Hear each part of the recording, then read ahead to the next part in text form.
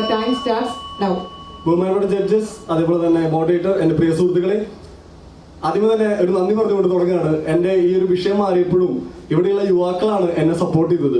ഈ യുവാക്കളാണ് യഥാർത്ഥത്തിൽ നമ്മുടെ ഈ ഒരു ഇന്ത്യയുടെ അല്ലെങ്കിൽ നമ്മുടെ ഈ പ്രത്യേകിച്ച് നമ്മുടെ കേരളത്തിന്റെ ശക്തി എന്നുള്ള ഒരു കാര്യം. കാരണം ഇന്ന് എനിക്ക് ഇവിടെ ഈ കിട്ടിയ ഒരു അനുഭവം പലപ്പോഴും കിട്ടാതെ പോകുന്നുണ്ട്. അതെന്തുകൊണ്ടാണ്?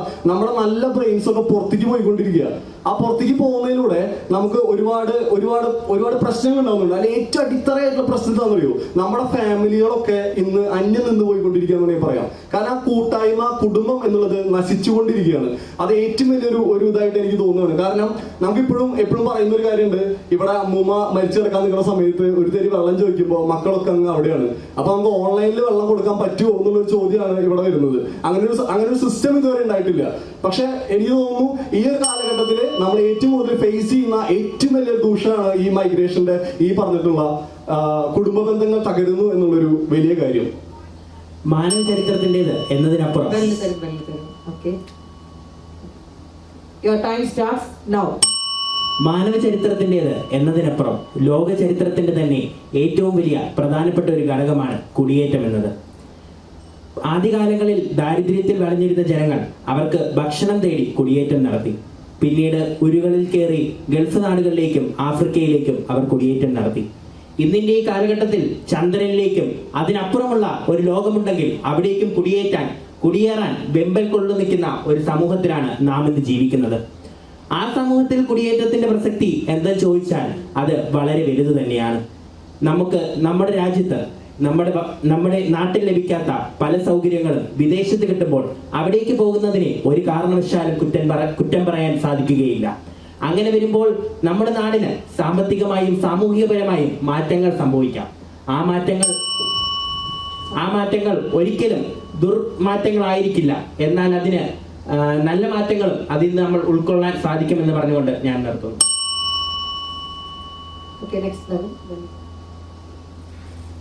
അപ്പൊ അടുത്ത റൗണ്ടാണ് 4.5 മിനിറ്റിൽ നമ്മൾ വാങ്ങിപ്പെടുത്തുന്നത്. Your time starts now. എന്റെ പ്രിയ സുഹൃത്ത് പറഞ്ഞ പോലെ തന്നെ നിങ്ങളെല്ലാം പറഞ്ഞത് ഞാൻ അംഗീകരിച്ചുകൊണ്ട് പറയാണ്.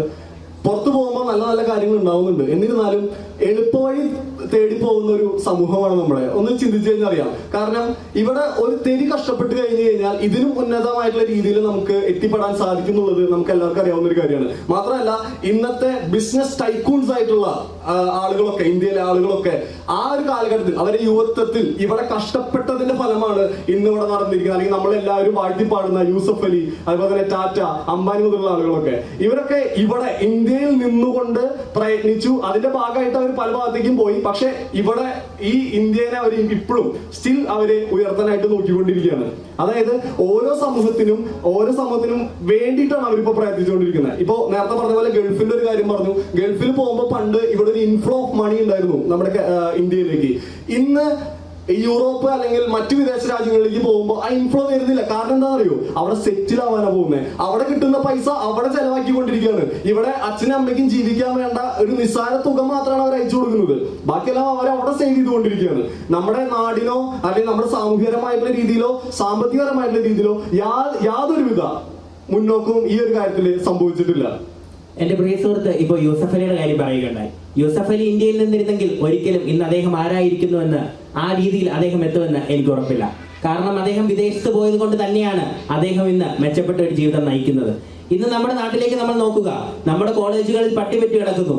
നമ്മുടെ സ്കൂളുകളിൽ പഠിപ്പിക്കാൻ അധ്യാപകരില്ല. അതെ, എന്താണ് ഇതിനെല്ലാം കാരണം?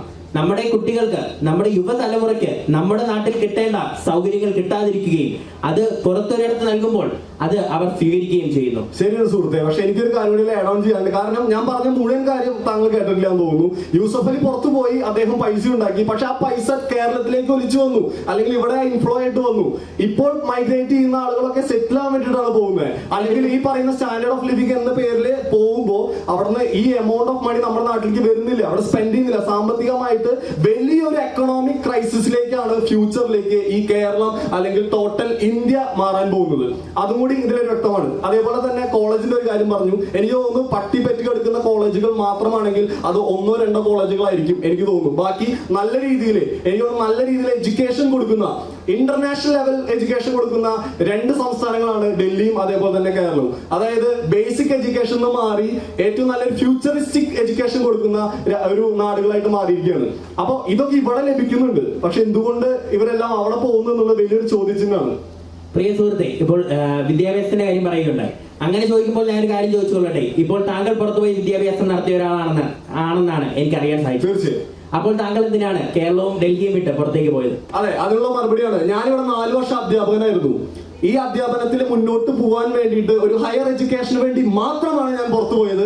അത് പഠിച്ചു കഴിഞ്ഞ് വളരെ വ്യക്തമായി ഞാൻ തിരിച്ചു വന്നു. ഇന്ന് ഞാൻ എന്റെ ആ പഠിച്ച വിഷയത്തിൽ അവിടെ ജോലി ചെയ്തുകൊണ്ടിരിക്കുന്നു. ഈ ഒരു ജോലി ഞാൻ ഈ 1 വർഷത്തിനുള്ളിൽ നിർത്തുന്നു.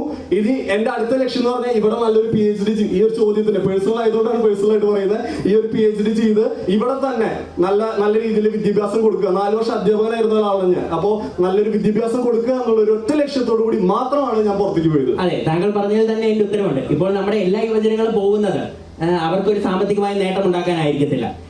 നമ്മുടെ ഓരോ വ്യക്തിക്കും അവർ ജീവിക്കുന്ന നാടിനോടൊരു സ്നേഹമുണ്ട്. അങ്ങനെ തന്നെയാണ് ഇപ്പോഴത്തെ ഓരോ യുവജനങ്ങൾക്കും ഉള്ളതെന്നാണ് എൻ്റെ ഒരു വിശ്വാസം. അങ്ങനെ വരുന്ന സാഹചര്യത്തിൽ അവർ പുറം രാജ്യങ്ങളിൽ പോയി അവരുടെ ജീവിതം മെച്ചപ്പെടുത്തി അത് അവരുടെ രാജ്യത്തിന് വേണ്ടി ഉപയോഗിക്കുന്നു.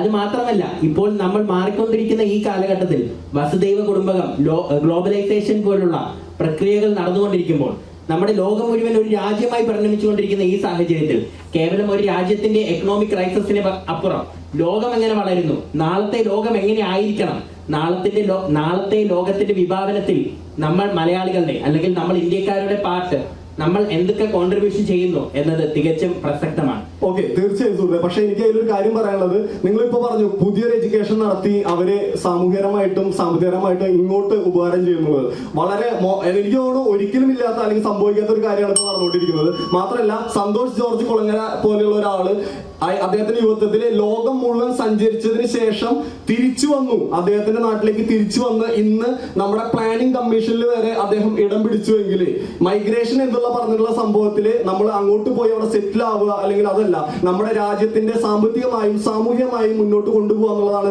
ഏറ്റവും വലിയായിട്ടുള്ള ഒരു പോയിന്റ്. അത് കാര്യം ചോദിച്ചോളട്ടെ. അപ്പോൾ നിങ്ങൾ സന്തോഷ് ജോർജ് കുളങ്ങരയുടെ കാര്യം പറഞ്ഞു, എന്തുകൊണ്ട് താങ്കൾ സുന്ദർ പിച്ചയെ ഓർക്കുന്നില്ല? അദ്ദേഹം ഇപ്പോൾ എവിടെയാണ് ജീവിക്കുന്നത്? സമയം കഴിഞ്ഞു.